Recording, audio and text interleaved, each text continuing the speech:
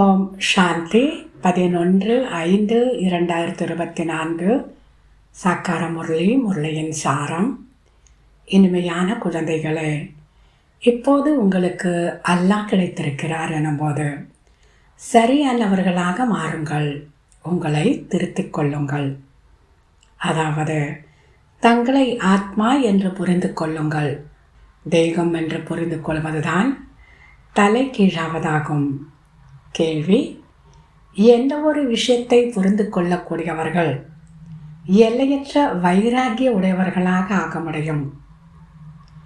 எந்த ஒரு விஷயத்தை புரிந்து கொள்ளக்கூடியவர்கள் எல்லையற்ற வைராகியம் உடையவர்களாக ஆக முடியும்?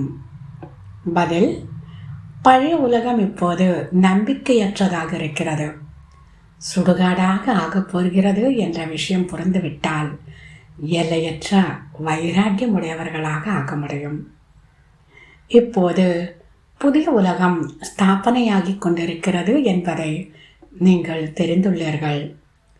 இந்த ருத்ர ஞான யஜ்யத்தில் முழு பழைய உலகமும் ஸ்வாகா ஆகப் போகிறது. இந்த ஒரு விஷயம்தான் உங்களை எல்லையற்ற வைராகியம் உடையவர்களாக்கும். உங்களுடைய மனம் இந்த சுடுகாட்டிலிருந்து நீங்கிவிட்டது. ஓம் சாந்தி. ஆத்மா 84 பிறவி எடுக்கிறது, கீழே இறங்குகிறது. பாபா ஏணிப்படி ஏற்றி விடுகிறார். ஏனென்றால் கண்டிப்பாக சக்கரம் சுற்ற வேண்டும்.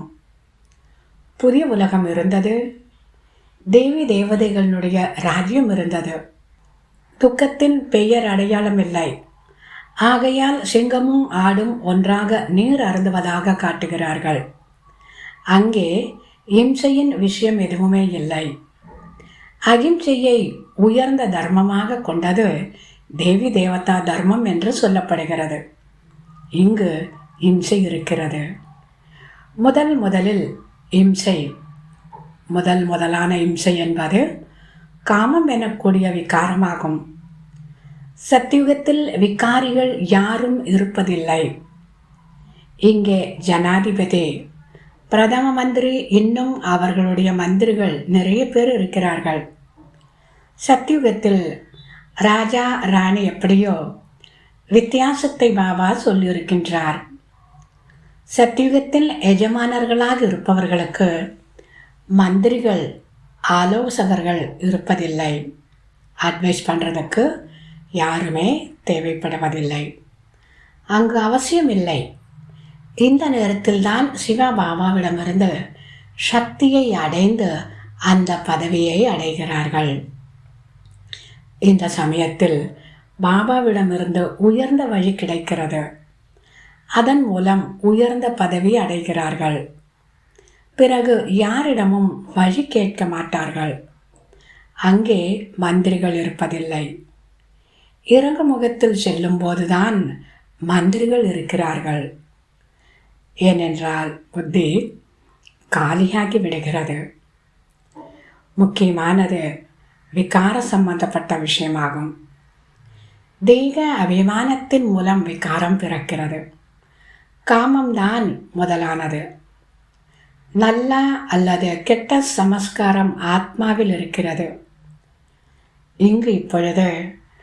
இங்குதான் கர்மங்களை தெரிந்து கொள்ள வேண்டியதாக இருக்கிறது. சத்தியுகத்தில் இல்லை. பாபா ஆஸ்தியை தருவதற்காக வந்திருக்கிறார். இதன் மூலம் தூய்மை, சுகம், சாந்தி அனைத்தும் கிடைத்து விடுகிறது.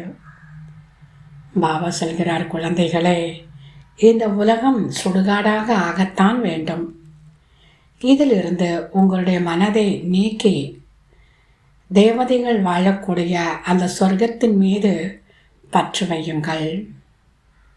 நான் உங்களுடைய கீழ்ப்படிந்த சேவகன் என்று பாபா கூறுகின்றார். குழந்தைகளே, நான் உங்களுடைய சேவைக்காக வந்துள்ளேன். குழந்தைகள் சொல்கிறீர்கள், பாபா, நாங்கள் தூய்மையற்றவர்களாக ஆகிவிட்டோம்.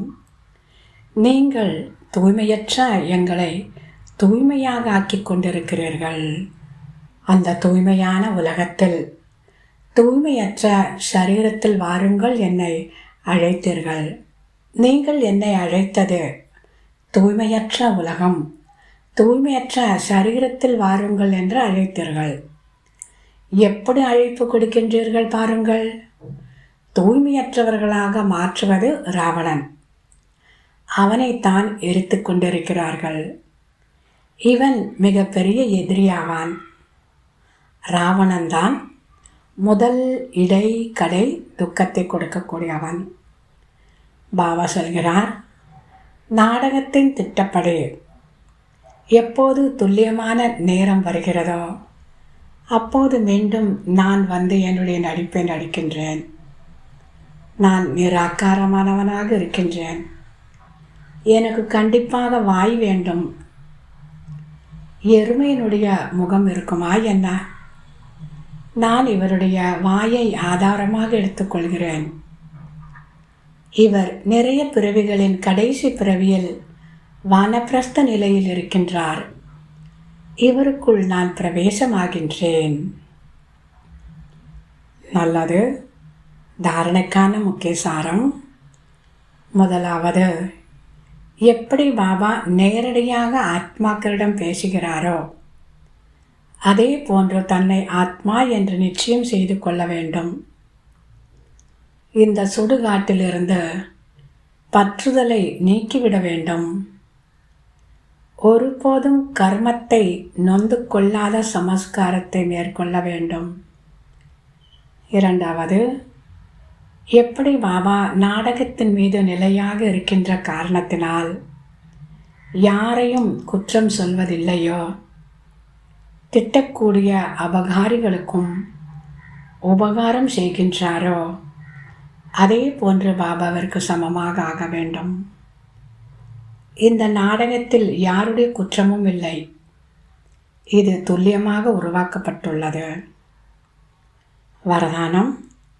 ஒவ்வொரு அடியிலும் வரதாத்தாவிடமிருந்து வரதானங்களை அடைந்து உழைப்பிலிருந்து விடுபட்டிருக்கக்கூடிய அதிகாரி ஆத்மா ஆவீர்களாக. விளக்கம். யார் வரதாத்தாவின் குழந்தைகளோ அவர்களுக்கு ஒவ்வொரு அடியிலும் வரதாத்தாவிடமிருந்து வரதானம் தானாகவே கிடைக்கின்றது. வரதானங்களே அவர்களுக்கு கிடைக்கும் பாலனையாகும். வரதானங்களினுடைய பாலனையால் தான் வளர்கின்றார்கள். உழைப்பின்றி இத்தனை சிரேஷ்ட பிராப்திகள் கிடைப்பதைத்தான் வரதானம் என்று கூறப்படுகின்றது. எனவே ஜென்ம ஜென்மத்திற்கு பிராப்திகளின் அதிகாரி ஆகிவிட்டீர்கள். ஒவ்வொரு அடியிலும் வரதாத்தாவின் வரதானம் கிடைத்து கொண்டிருக்கின்றது மற்றும் சதா கிடைத்து கொண்டே இருக்கும். அதிகாரி ஆத்மாவிற்கு திருஷ்டியின் மூலம், வார்த்தையின் மூலம், சம்பந்தத்தின் மூலம் வரதானமே வரதானம் கிடைக்கின்றது. ஸ்லோகன். சமயத்தினுடைய வேகத்தின் அனுசாரம் முயற்சியினுடைய வேகத்தை தீவிரமாக்குங்கள். நேரத்தினுடைய வேகத்தின் அனுசாரம் முயற்சியினுடைய வேகத்தை தீவிரமாக்குங்கள். நல்லது. இனிமையிலும் இனிமையான 5000 வருடங்களாக காணாமற் போய் மீண்டும் கண்டெடுக்கப்பட்ட செல்ல குழந்தைகளுக்கு தாய் தந்தை பாப் தாதாவின் அன்பு நினைவுகள் மற்றும் காலை வணக்கம். ஆன்மீக குழந்தைகளுக்கு ஆன்மீக தந்தையின் நமஸ்காரம். ஆன்மீக தந்தைக்கு ஆன்மீக குழந்தைகளின் நமஸ்காரம். ஓம் சாந்தி.